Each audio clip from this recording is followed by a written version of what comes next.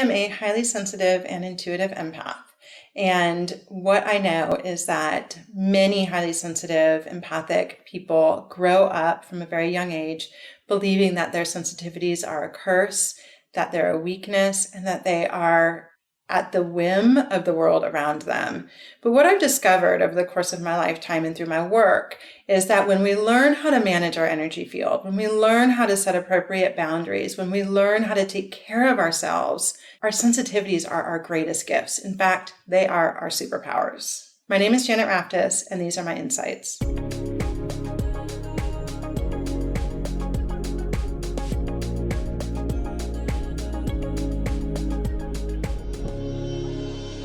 The world that we live in today can be really challenging for sensitive people. And in fact, for sensitive people, we're often told that our sensitivities are a weakness. So we grow up thinking that there's something wrong with us and that the world is hard and difficult and that it's something that we have to shy away from.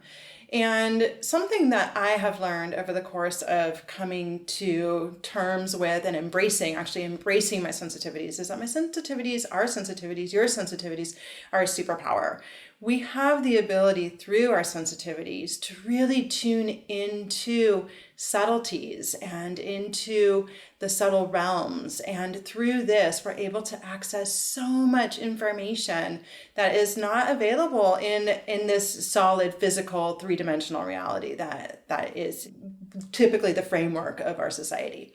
And so what I want to talk with you about is really how to embrace your sensitivities, how to really allow yourself to feel strong and empowered with them instead of feeling overwhelmed by them or anxious with them, which is often what happens for sensitive people. So what tends to happen is that because we are taught that our sensitivities are bad, right?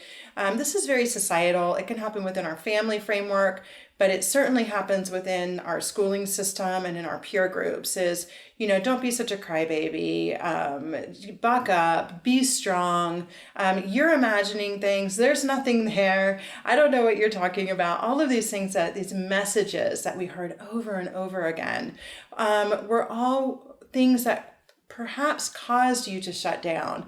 And within that framework, to also not just shut down, but to think that the things that you were feeling first of all, were harmful for you, but that they may even have been detrimental to you and that they weren't real, perhaps, that you were imagining things.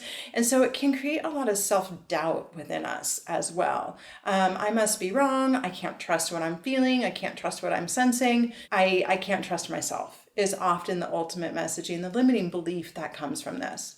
So as you begin to work with your sensitivities and to really begin to shift this perspective, because a lot of this, whenever we work with energy, we're working with intention, and where thought goes, intention flows, right? And that is how we can work with energy to shift our experience with it. So for example, if you're empathic, which most highly sensitive people are, high sensitivity and empathicness tend to go together. And certainly those who are empathic are highly sensitive. What's really important to remember is that the energy is not happening to you. This is something that we get very confused about, I think, because as empaths, we tend to take on the emotional energy of other people.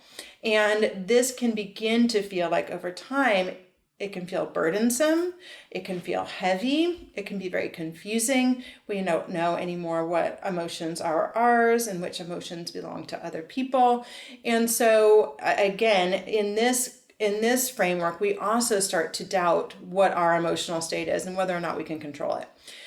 But what we can do is we can begin to think of this differently. We can begin to understand that having the gift of empathy can be really powerful experience. We have the ability to understand others in a way that many other people will never be able to understand them. We have the ability to really tune in and to be present. And we can learn to do that without taking on the stuff of other people. So there are a few different things that I have come to understand in my work. When I first opened up Again, like I was very sensitive as a child. I could see energy, I could feel energy, I could feel the unspoken, repressed emotions around me. It was very scary for me. It was even traumatic. I do believe that a lot of empaths suffer from trauma of being in underlying hostile environments. So here we're not necessarily talking about overt abuse, but when there's a lot of simmering, emotional simmering happening under the surface that empaths pick up on, it can be a traumatic experience of not understanding, when is the explosion going to come? What's going to happen? And so I had that experience. And so by the time I was, 6 or 7 or 8, I had really shut down. And I really tried to stay as shut down as I could for the next almost 30 years, 25 years or so. And for me, that looked like numbing my sensitivities. There was a lot of alcohol and drug abuse in my story, along with some other isms, anything I could get my hands on that would numb or dull my experience in the world. And then when I was 32, I got pregnant, and as a result of getting pregnant, I stopped all of my numbing activities from one day to the next, and devoted myself to my pregnancy and to trying to be present to it. And what happened was that it was an emotional floodgate. I all of a sudden felt like I was a raw nerve ending. I was overwhelmed by the energies around me. I didn't know what the term an empath meant. I knew what it meant to be empathetic, and I knew that I was that, but I didn't know there was such a thing as an empath. And so oh my God, I just really sort of retreated again, and was very excited about my pregnancy and then the birth of my son, but was kind of a mess all around that. And during that time, I serendipitously ended up connecting with a Reiki master. I ended up studying with her, and I started my own healing journey. And for me, that was to heal unresolved trauma. I still did not know that this was going to help me in any way, shape, or form to become more empowered with my sensitivities. I just knew that I was a mess, and I was very depressed, and I was anxious, and I needed help. So I began studying and practicing Reiki on myself. And then, I went through Reiki 1, Reiki 2, and became a Reiki master, started practicing on other people. And what happened was that I wasn't managing my sensitivities very well. And I very quickly became overwhelmed again. And I would have sessions with people, and I would be around people, and I was much more open and much more sensitive as a result of my Reiki training, but still without the tools to understand that. And so I was taking on even more. I was becoming very burdened, overwhelmed, heavy, dense with that energy. I was getting sick a lot, and I felt exhausted most of the time. And in fact, when I started doing Reiki, I could only really manage to work on, had to maybe have 2 or 3 sessions a week with other people besides myself.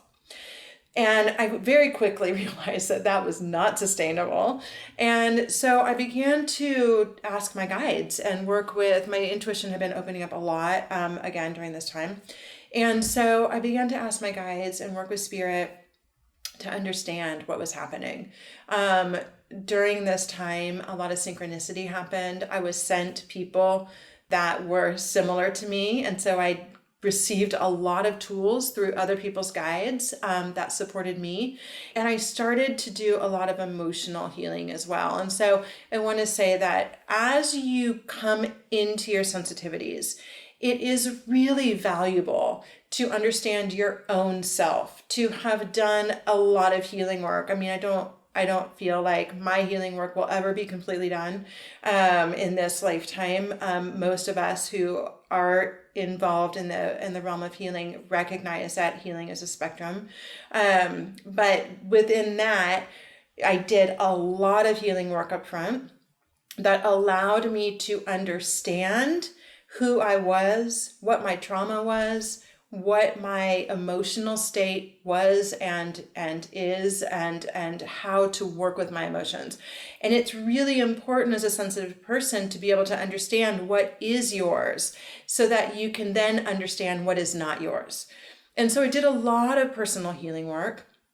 I really dove into it. And then I did a lot of work to understand how my energy was interacting with the energy around me. And what I really began to understand during this time was that I was in victim energy. I had a lot of trauma around this. I had been sexually abused more than once in my early life. And I was and as a sensitive person, I think too, I very much felt like the world was a hostile place. And I had been living through that lens for a lot of my lifetime. And as a result, I had experienced, even beyond the sexual abuse, being held up at gunpoint and being robbed and jumped and all kinds of things. And so that really was that was how I perceived the world. I perceived the world as if I were a victim. And so because I felt like I was a victim, I interacted with energy as though I were a victim. And I see this a lot in sensitive and empathic people, is that we feel like the energy is happening to us and that we don't have control over the situation. So as I was going through this process, what I really recognized was that I have ultimate sovereignty over my body and my energy field. Now, that doesn't take away from the things that happened to me. I did have these experiences. They were traumatic experiences, but I've been able to shift my framework of understanding around them. And I've also been able to shift how I perceive how I show up, or how I actually, not just my perception, but how I actually show up in the world and how I hold my energy. And through shifting those patterns and doing my healing work, my experience with the world has completely changed. Now, when I say I have complete sovereignty over my body and my energy field, you do too. And what this means is that nothing can really affect me without my permission. You have to be in vibrational alignment with something in order for that something to impact you however it's impacting you. So when I was in vibrational alignment with being victimized by the emotional energy of the people around me, that was my experience of it. I was taking on emotions. I was getting attachments, energetic attachments at the time. Things were globbing onto me, and I didn't think I had control over it. When I shifted my understanding and my belief system and really sort of declared, like, I am sovereign over my body, over my energy, I have control over it, then that shifted everything. So that, for me, was not an overnight experience. It was something that happened over the course of time. And again, through my healing experience, but also really through a declaration that I feel very strong in, that nothing can affect me if I don't allow it to affect me. It doesn't mean I'm not perfect in it, or that I am perfect in it. I still have my moments, and I still have times when I feel weak, like when I'm tired or when I'm hungry. I know when I shouldn't go to a crowded grocery store, and I know when I should stay home and take care of myself. But for the most part, my energy field is very strong. I liken myself now to a self-cleaning oven. That's kind of a personal joke I have, that whatever comes in is getting cleansed and put back out again into the world. And that I'm not holding on to things. So I do energy healing, and it's a huge part of my business. And so I have an agreement that when somebody contracts with me for a session, when they go to my website and they sign up for a session and they make their payment and set their appointment, that as soon as their appointment starts, if it's at 2 p.m, it lasts until 2:50, then from 2 to 2:50, I am connected to that person. I allow myself to feel the energy of that person, to feel their emotions, to be present to their emotional state, to understand them in that way, because it is a huge asset for my work. And it's a big part of how I'm able to help people. That is the gift. That is the blessing in it, is that through my understanding of their feelings, their state, their trauma, I'm able to support their healing process. And then as soon as the session's over, I am disconnected from that person. Now, many people have different ways of disconnecting themselves. Some people imagine disconnecting a cord. Some people have other disconnecting rituals that they do. For me, what I do is I set the intention to disconnect, and I imagine that all of their energy is returning to them, and I call my energy back to me. I feel myself as complete and whole. I feel my energy field as strong and vibrant, and I feel the separation between us again. Now, that return to sender activity has been the most powerful one for me. Really understanding that what other people are carrying with them is not my responsibility. And I know that this is going to be hard for a lot of empaths to really hear. It was for me for a long time. I felt like because I felt other people's stuff, then I needed to be responsible for it. And I had a lot of issues with codependency as a result, as you can imagine. And so this has been, for me, a process of unraveling that.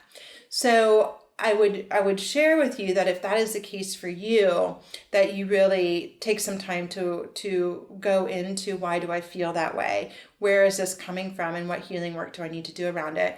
What I will share with you here is that we all come into this world to learn and do and be certain things. We all have our soul path. We all have set up for ourselves experiences that will contribute to our understanding of ourselves on a deeper level. And so I can even look at my experiences, being molested, being robbed, all the heartbreak, all the things that happened, didn't really happen to me. They happened for me. They happened so that I can have a deeper understanding of the world. And I needed my emotions. I needed those because my emotions were what indicated when things were not right for me. My emotions were what told me, like, what angers me. My boundaries have been broken. I'm upset by this. I'm grieving because I've lost something. Those emotions are so valuable to my understanding of who I am, and it's not anybody else's responsibility to take care of my emotions for me. In fact, if somebody were trying to take care of my emotions for me, then that's actually a disservice to me. And so that's a part of this for us to understand, is that when we're trying to take on other people's stuff and manage it for them, we are in a way doing a disservice to them because it is their journey. We can be compassionate, we can be empathetic, we can be great listeners, we can be there for the person. And when we do that, and when we don't take on that energy for them, we can actually do that with a lot more love, with a lot more light, with a lot more compassion, because we won't be worn out. What happens a lot with empaths, and I've seen this personally, but across the board in my practice, is that when we're carrying too much stuff for other people, when we're carrying around everybody else's emotions and all of their problems, we end up resenting. We end up hurting, we end up exhausted, we end up sick, and then we can't show up for anybody because we can't even show up for ourselves at some point. And so when we practice this, not taking on the stuff of other people, when we allow ourselves to have that separation, when we allow ourselves to give it back with love and compassion, then what happens is we stay centered, we stay grounded, we stay connected to our higher selves, we stay refreshed.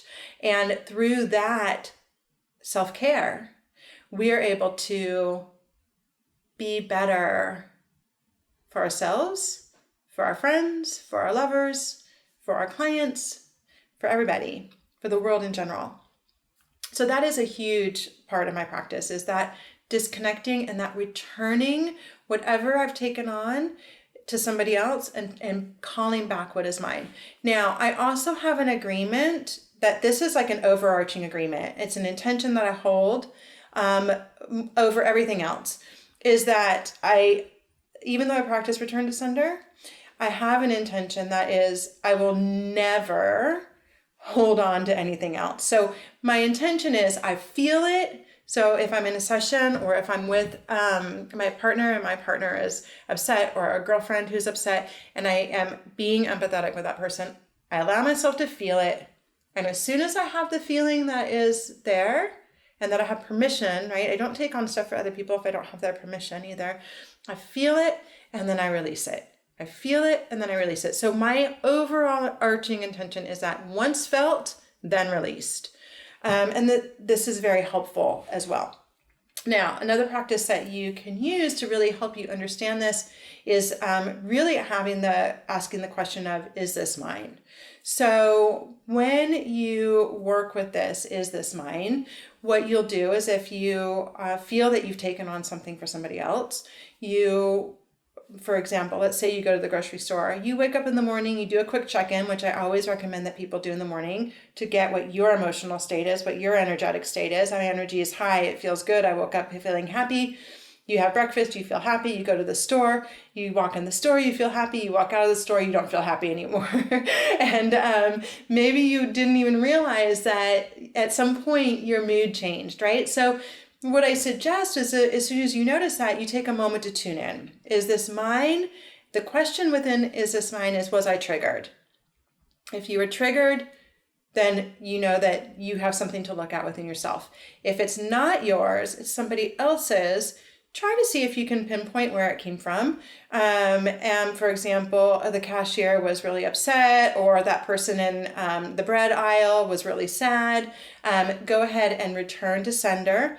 You don't have to know where it came from. I think it's just a helpful practice to kind of tune in and work with your intuition and see what your intuition tells you. And then tune in and then return to sender. If you don't know who it's from, then go ahead and just ask for it to return to whomever it came from. It will go to its rightful place. And then again, to call back your own energy. Within all of this, what's really important here is to remember that you have this beautiful gift that allows you to tune into the subtle realms, that allows you to be highly empathetic and compassionate, that allows you to show up in a different way. So we've talked a lot about being an empath, and I would like to talk a little bit about being highly sensitive as well. When you're highly sensitive, and I'm going to go into, from high sensitivity, I'm going to go into psychic sensitivity. But with high sensitivity, you are sensitive to the environment around you as it refers to your physical senses. So you might be highly sensitive to sound. You might find that some textures really bother you. You might hate to have tags in your clothing. You might have trouble with certain lighting.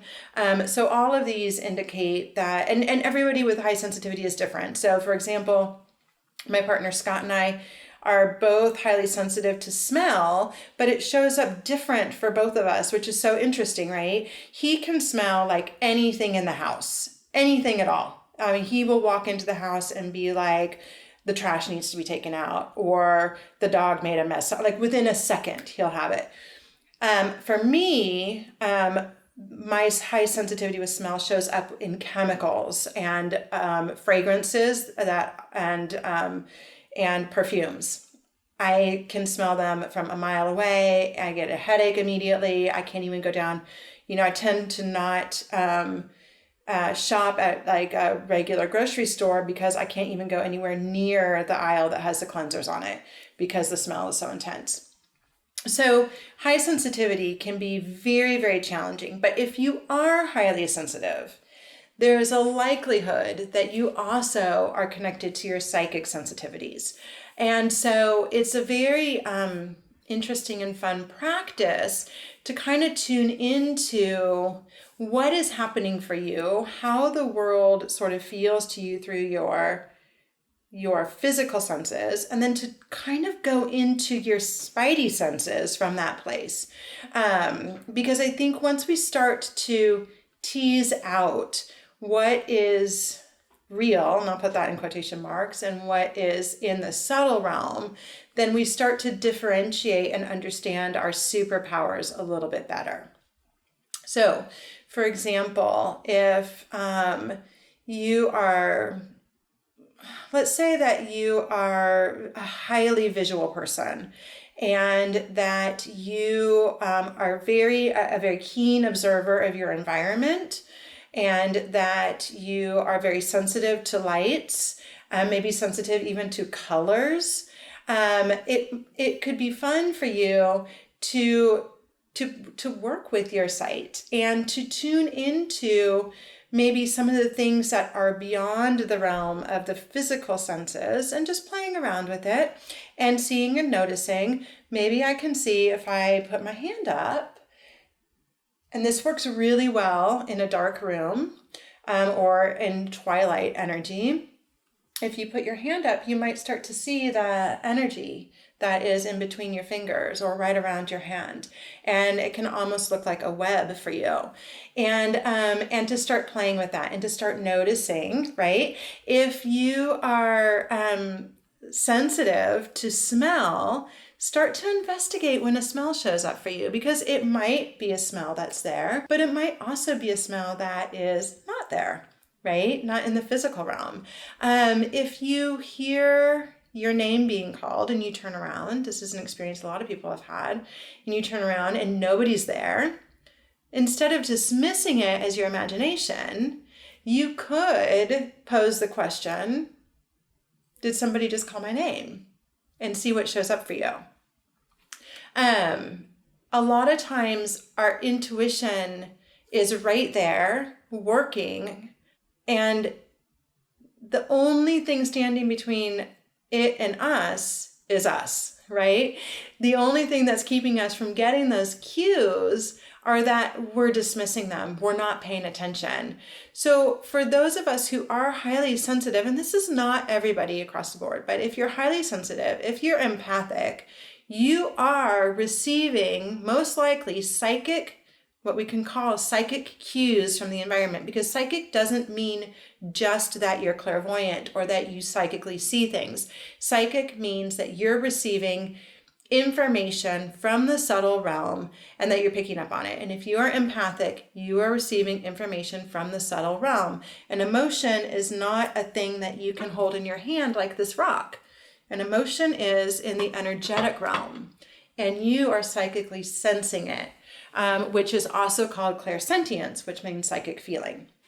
So that's why I say start to play around with this and to recognize the subtle variations in what's happening in your environment when you do tune into an emotion. So this is one of the ways that you can work with Is This Mine? Is you recognize that you're angry, and instead of just dismissing it or thinking that it's just you or what happened or what's going on or how I can't believe I picked this up again, is to actually tune in and go, where did this come from? And then you might actually get an image or a sensation or a knowingness. I picked this up from the woman in the bread aisle. And then you might actually also get a little more. If you're open and you're curious, curiosity is great for your intuition and your sensitivities. You might get, she had a fight with her mother that morning, right?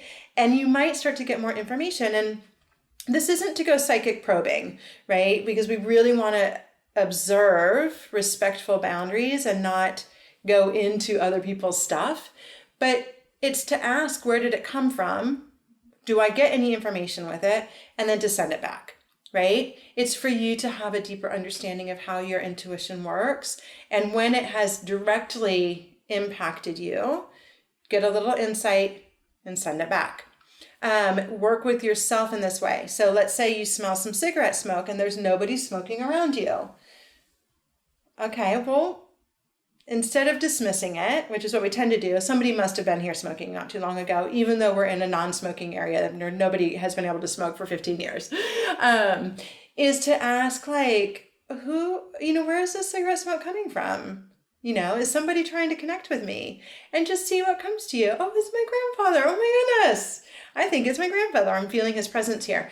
A lot of this is just awareness and presence. It's slowing down so that we can start to understand what is around us more. Typically, we are either self-absorbed or rushing around or not paying attention or dismissing. So if we can actually get out of the way of doing those things and really just be present to ourselves and our experience, then those of us who are highly sensitive and who are empathic will start to get the information that is beyond the physical. We will start to notice all the places that we're already dialed into the subtle realms. We will begin to pick up information that is beyond what we thought our reach was. And that is when we really, really begin to understand how our sensitivities are gifts, because we get the opportunity to interact with the world in a completely new way. In a way that is really empowering, because when we understand how our sensitivities are working for us, when we understand that they're giving us information, that they're providing us with insight and tools and experience and knowledge that is beyond what we thought we were able to grasp, then we recognize that it's a superpower. We recognize that what we thought was debilitating is actually functional and fun and insightful and useful. And we get to embrace it, and we get to understand it, and we get to work with it with intention. And this is what is so powerful. So remember that in all of this, you get to choose what your boundaries are. You get to choose, for example, like one of the things when my intuition was just opening up, and I know that a lot of people have this fear, is that people don't want to see what they can't control or what might be scary for them. They don't want to see disasters or this and that. Like, I have an intention that's not the information that reaches me. I hold that intention. It's a boundary that I have with spirit, and you get to choose all of your own boundaries. You get to determine what you want to experience and not experience. Just like having a strong force field around you and really recognizing that I am sovereign over my body and my energy field, and I'm not going to take on what doesn't belong to me. When you hold that energy, that is your boundary. That's your experience. And so we get to choose how we interact with the energy, and that in and of itself is empowering as well. And that allows us to be like, okay, you know what? I do want to explore this. I do want to understand it. And as you do, you can go deeper and deeper into it, into the depths of it. The advantage of it, even if you don't ever want to do something like what I do, if you don't want to be an intuitive reader or energy healer, is that you get insight into yourself and insight into the world, and you get to connect with your spirit guides and energies that are here with you, supporting you. You get to get the information of, this isn't the right person for this project for me, or this isn't the right job for me, or this is the right job for me. You get to start using your superpowers to make your life better, to help you feel fulfilled, to help you feel like you're aligned. Like, I know that this is right for me. I know that this isn't right for me. This feels good to me. This doesn't feel good to me. You get to constantly course correct, because you have gotten to this point where you are utilizing your intuition, where you're connected to your sensitivities in a way that proclaims, I'm using them for my best and highest good. And if you're using your sensitivities for your best and highest good, then you're using your sensitivities for the best and highest good of everyone, of the all, of the one. So that is what I wanted to share with you today. Thank you so much for tuning in. I'm Janet Raftis. I'm a master energy healer and psychic medium. I have one-on-one sessions, energy healing, and intuitive readings. I also teach workshops on spiritual and intuitive development and lead women's circles here in Atlanta at the Center for Love and Light. You can find out more about me at janetraftis.com. And I also do a lot of remote work. So even if you live anywhere else in the world, I am happy and would love to work with you. Thank you so much. Take care.